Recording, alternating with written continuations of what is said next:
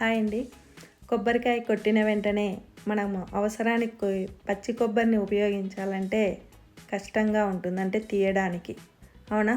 ఇది అందరికీ తెలిసిందే. అయితే ఇలా సింపుల్ టెక్నిక్ ద్వారా మనము కొబ్బరిని ఈజీగా తీసుకోవచ్చు.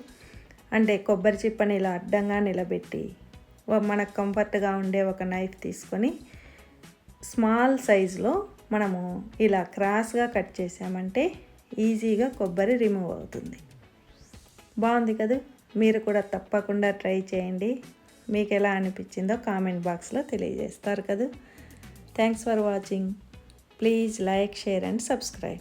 ఇంకా మన తెలుగు కిచెన్లో ఈ పచ్చి కొబ్బరితో లడ్డూలు, పచ్చి కొబ్బరి చట్నీ ఎలా చేయాలో కూడా ఉంది, ఒకసారి చూడండి. కొబ్బరి లేతగా ఉంటే కడిగిన తర్వాత డైరెక్ట్ అలాగే వాడుకోవచ్చు.